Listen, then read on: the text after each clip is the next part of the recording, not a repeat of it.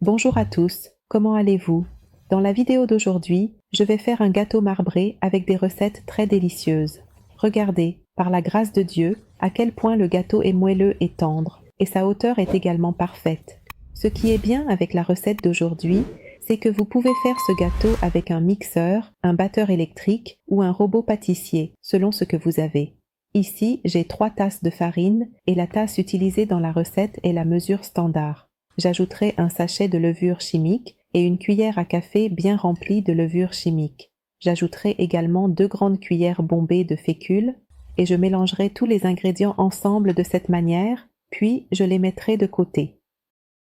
Dans un robot pâtissier, j'ai 4 œufs à température ambiante. Je vais les ajouter avec moins d'un quart de cuillère à café de sel et je vais battre tous les ingrédients ensemble. À ce stade, j'ajouterai 1,5 tasses de sucre blanc fin en granulés. Et vous remarquerez que je continue à battre et je les ajoute petit à petit jusqu'à ce que le sucre se dissolve et la couleur du mélange s'éclaircit de cette manière. À cette étape, j'ajoute 3-4 de tasses d'huile et comme vous pouvez le remarquer, j'ajoute l'huile progressivement en mélangeant à faible vitesse. Une fois l'huile ajoutée, j'ajoute 1 tasse et 1/4 de lait chaud et bien sûr, le lait doit être chaud pour réussir la recette. J'ajoute une demi-cuillère à café de vanille concentrée et je fouette les ingrédients à basse vitesse comme ceci.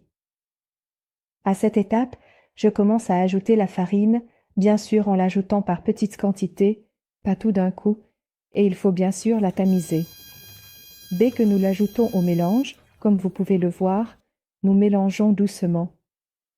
Une fois que le mélange atteint cette consistance, la dernière chose que j'ajoute est une grande cuillère de vinaigre et le mélange est prêt.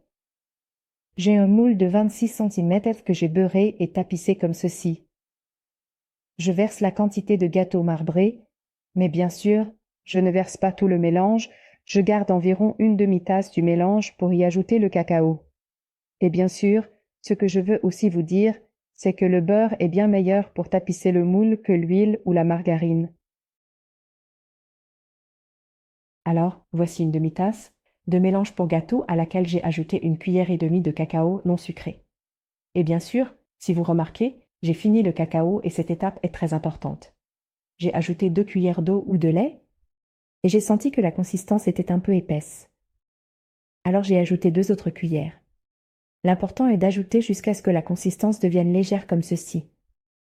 Je vais maintenant prendre le mélange et l'ajouter directement sur le dessus du gâteau comme ceci.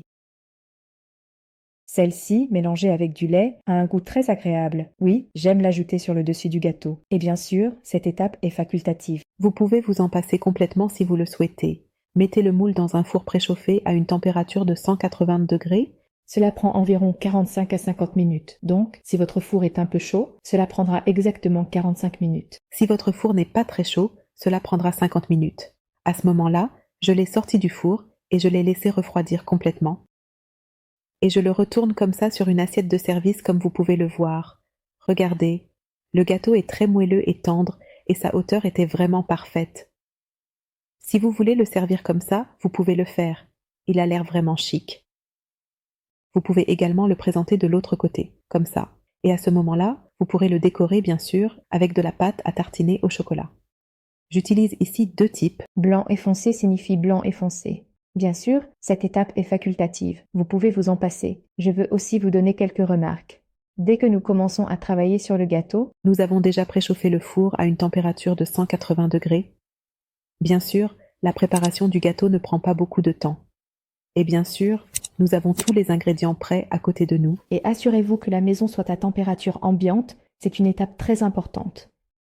Je veux aussi vous dire que la qualité de la levure chimique fait une grande différence dans la légèreté du gâteau et lui donne une couleur claire, donc choisissez une bonne qualité de levure chimique.